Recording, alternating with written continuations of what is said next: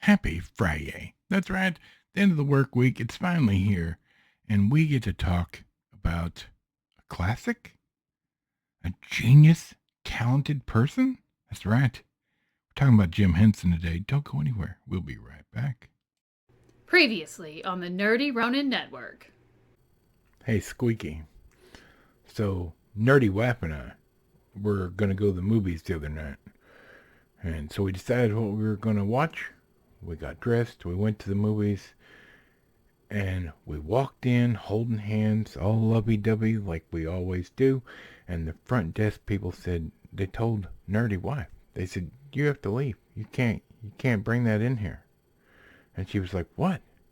Can't bring what in? And she pointed at me and she said, snacks from outside.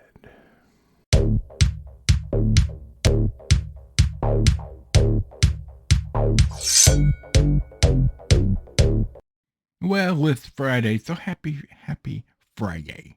We are talking today about Jim Henson and David Bowie, among many other people. Don't you want to hear it? Yes, you do. Oh, like and subscribe if you haven't already. Thank you for the support. In the description box down below are links to all of our stuff, including stuff we use here every day, or at least often. Promo codes to save you some of your hard-earned money, coffee, like coffee brands that we support by telling you about them. They don't pay us. It's just great coffee. All right. Today we are talking about Labyrinth. This happens to be the 30th anniversary DVD, which I found at my parents' house. I don't know, like they wouldn't have bought it, but back in the day when I was a kid, I probably bought it. I don't remember. My brain doesn't work. Have you seen this movie? Say in the comments down below if you've seen it. I honestly hadn't watched it probably since, like,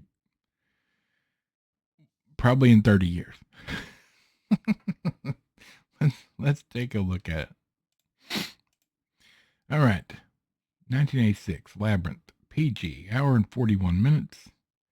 16-year-old Sarah must solve a labyrinth to rescue her baby brother when he is taken by the Goblin King. Yeah, kinda. Directed by Jim Henson. Written by Dennis Lee, Jim Henson, and Terry Jones. Starring David Bowie, Jennifer Connelly, Toby Fraud, whatever his name is. That was the baby, so. All right. Let's get a couple things out of the way. This is not a great movie per se, to me. All right. Nerdy Wife and I watched this together, and both kind of in the same boat. Probably saw it at one time, a long time ago. That's it, right? This movie, if I remember correctly, is the last movie Jim Henson directed, and it bombed at the box office, causing him to spiral into a depression until a couple of years later when it picked up a huge cult following and became a cult classic, showing him that, yes, he still had the stuff. All right? Jim Henson was a hugely talented man who only wanted to entertain people using puppets and using film as a cinema, or as a cinema as a film and TV as and puppets in a way they'd never been used before. And he was a huge talent and could make things and make you believe in things when it was just a puppet. Right? Like it's wondrous. Everybody on the planet has probably seen Sesame Street or The Muppet Show, or his creatures are in lots of movies. And rightly so. He is beloved as a creator of things. David Bowie, same token, huge musician, like beloved by many, hugely talented. Then you have Terry Jones, who was in a lot of Monty Python stuff, and Again, a huge talent. But the overall story is lacking for me. Now, after watching it and doing a little research, realizing that the things that are in her bedroom, because I might be getting ahead of myself. This is about a 16-year-old girl who has to babysit her baby brother, and she doesn't want to because she's a spoiled brat. And she's working on a play to learn lines from a play or learn something that has to do with the Goblin King. And so she picks up her baby brother and she wishes that the Goblin King would take her baby brother away so she doesn't have to deal with him anymore. Like I said, spoiled girl. And the Goblin King shows up and takes the baby away.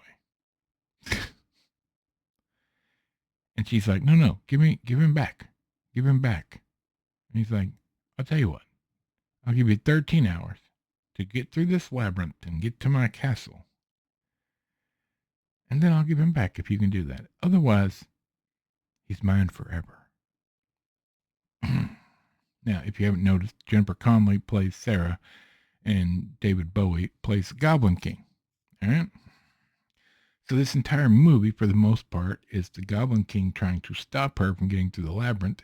She goes through the labyrinth, meeting many different characters and getting friends along the way. Huge amount of characters and oddities throughout the labyrinth, all in a journey to try to save her brother. It looks fantastic. The creatures are fantastic. The way they move, the way it's done, the special effects used, which were way before their time, look fantastic. And if you look close enough, everything she meets in the labyrinth, the Goblin King, the creatures in her bedroom, there's stuff in there that it's all based on. So it leaves the question, this is a story about a child growing up and the journey to do that, evidently, psychologically, whatever. This is a fun movie to watch, but it literally makes no sense, right? Like the story is, it's okay, like it's solid. It doesn't portray well onto the screen to show, like, you just don't really know why this is happening, right? Like, why? It's funny. It looks great. Everybody does a great job. Uh, if there's any problem with it all, it's David Bowie's costume because his bulge literally becomes an extra character in the movie and it's distracting. But this was the 80s. I don't think it was intentional. So be forewarned. I would like to see this in a 4K release, like, or, a better quality release than the DVD, because I would like to have it on my shelf. But am I going to rewatch this a whole bunch? No. Is this going to become my favorite? No, not really.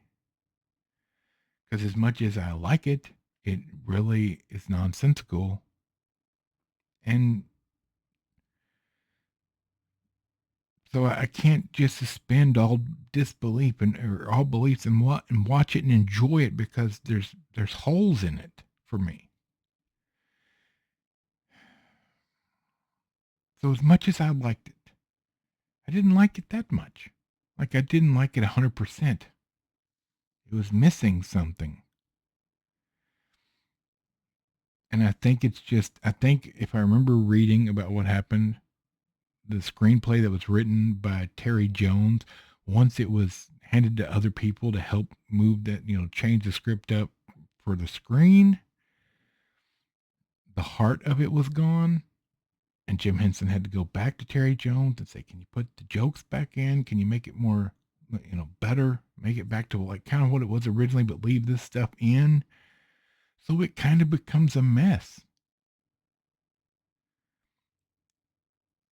And like with all good things, if they would have just taken the Terry Jones script and made it into the movie, or made the movie into that, from that, you probably would have had a much better overall product.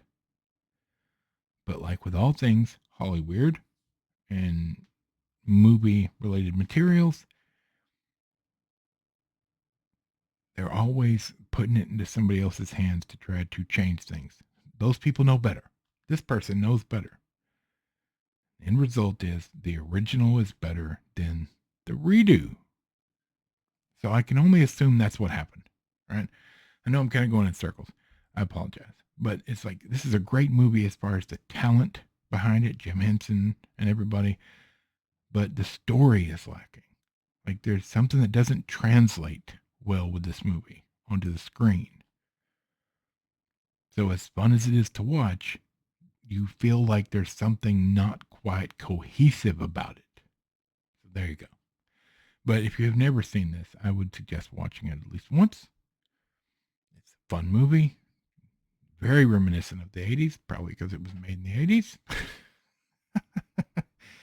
And regardless of how you feel about the movie, the creatures that are in it, all the different characters created for this and the way they move and interact and react to the actors and actresses, it's fantastic. There you go. All right, I'm going to get out of here and start my weekend early. I don't know what we're doing Monday. You'll have to show up and see. Thanks for being here this week with us. We look forward to seeing you next week. For Michael, the microphone, Bob, squeaky chair in the back, and this big fat nerd, we will see you then.